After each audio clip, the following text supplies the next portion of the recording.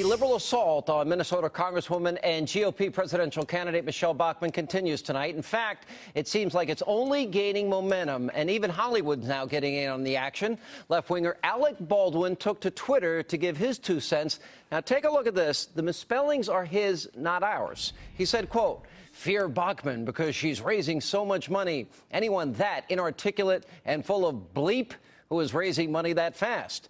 Now, anyone familiar with the Alec Baldwin obscene rants, they might find it ironic that he's accusing anybody else of being inarticulate. But Bachmann, well, she's not playing into liberals' hands, while the press is pitting her against former Alaska Governor Sarah Pallin, who arrived in Iowa the same day that Bachmann announced her candidacy there. The Congresswoman, she's not taking the bait. I have a very good relationship with Governor Palin. This seems to be their sideline right now. They want to see 2 girls come together and have a mud wrestling fight. And I'm not going to give it to them. And nonetheless, Governor Palin's presence in Iowa for the premiere of a documentary about her is fueling speculation that she may still throw her hat into the presidential ring. A Palin advisor who has rounded up support for her in Iowa for the past 8 months told the London Telegraph, quote, "She's the right person at this time. I cannot see her sitting this one out. The stakes are too high." And the governor, well, certainly succeeded in rallying the crowd gathered at her movie premiere at an impromptu speech that she delivered there. What is so impressive to me about this film is how that is illustrated. Not Sarah Palin, not even my record, but the values that are embraced, held by so many good, patriotic, hardworking Americans who understand freedom, who understand how important it is to fight for freedom, for the opportunities that God has given us here. We're not going to squander it. We're not going to blow it. We're going to we're going to go down and fight. We don't And joining me with analysis, the author of the brand new New York Times bestseller, Demonic, How the Liberal Mob is Endangering America. Ann Coulter is back with us. Ann, good to see you. Thank you. Good to be here, Sean. All right, let me start with Governor Palin. Now, I think everybody in America, and we can't even air it in its real form, the beginning of that movie about Governor Palin, because it's so obscene about how the left viciously, and I mean viciously, attacks her. Now the same seems to be true for Michelle Bachmann. What do you think is going on? Right, and they're such sexists. They're trying to pit Palin against Bachmann. They like one another. They appear on the same stage together. Liberals are just so shocked that there are all these talented conservative women politicians that they think, oh, there are 2 girls in the race. They must hate one another. Well, you know, there are 6 guys in the race. They don't all hate one another. Yeah, you know, and the interesting thing is Congresswoman Bachmann, she said Monday, you know, that John Wayne was from Waterloo, Iowa. John Wayne, the actor. Now, John Wayne is from Iowa. And his parents were from Waterloo, Iowa. Okay? Right. I'm glad you mentioned that, because this is just a perfect example of the elitism and idiocy of the left. They assume that if Bachmann says something or if Palin says something, it must be stupid. So let's hear what she said, and then we'll reason backwards and figure out how it was stupid. In small towns across America, anyone who has some slight connection, their grandparents could have passed through the area, and people say the celebrity is from that town. Yeah. That's not common in New York or Los Angeles. You know, before Treason came out, I went to Joe McCarthy's birthplace in Appleton, Wisconsin. They have a whole museum to Houdini. Houdini lived in Appleton, Wisconsin for like 6 months. He wasn't born there. He didn't die there. He wasn't raised there.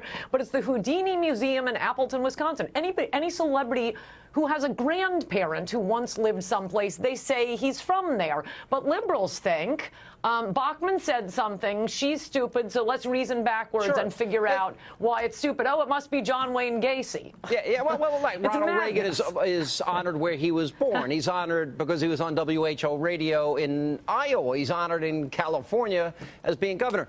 Let me point something out. All right, now, the president today, imagine George W. Bush. Imagine they called Reagan an amiable dunce that created 21 million new jobs and double revenues to government. Just a side note. George Bush, Sarah Pallin, Michelle Bachmann, any of these Republicans, they're all dummies in the minds of liberals, but none of them run the economy into the ground like Carter or Obama. Let's watch the president, including his gaffe today. Can you imagine any of those people not knowing the age of their own children and some other gaffes? Take a look. Iran, Cuba, Venezuela, these countries are tiny compared to the Soviet Union. You send a kid to the emergency room for a treatable illness like asthma. They end up taking up a hospital bed. It costs, you gave them treatment early, and they got some treatment and a breathalyzer or an inhalator.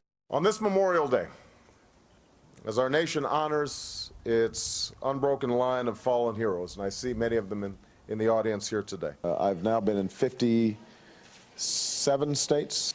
I don't know what the term is in Austrian, wheeling and dealing. Navy Corpsman Christian Bouchard.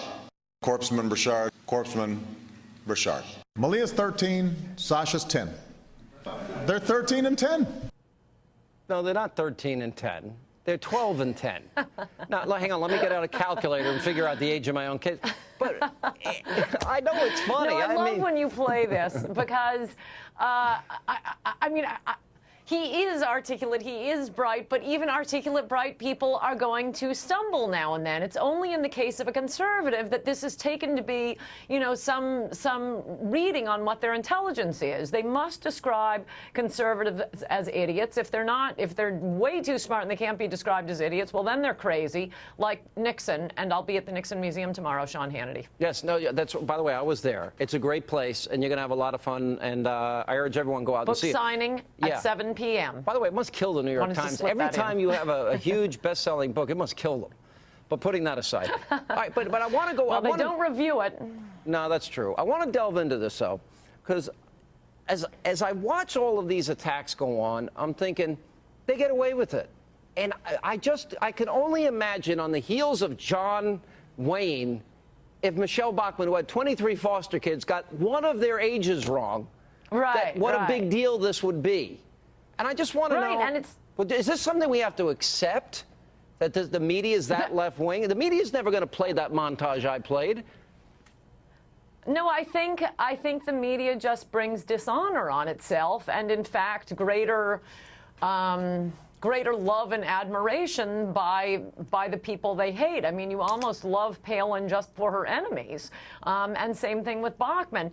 One of the alleged gaffes I mention in my book is when Palin was speaking to a Tea Party rally during the 2010 congressional elections and said to them, now don't party until the elections are over, don't party like it's 1773. And instantly liberals all over the internet, Gwen Ifill, are making fun of Sarah Pallin, saying, oh, she doesn't know when the Declaration of Independence was signed. Well, it doesn't occur to them that perhaps in speaking to a Tea Party rally, Sarah Pallin was referencing the date of the Boston Tea Party, which of course she was. But again, they start with the idea Palin and Bachmann are idiots. They just said something, so it must be idiotic. I think there are enough outlets to counter their own idiocy that it isn't that much to worry about. It makes you love them more.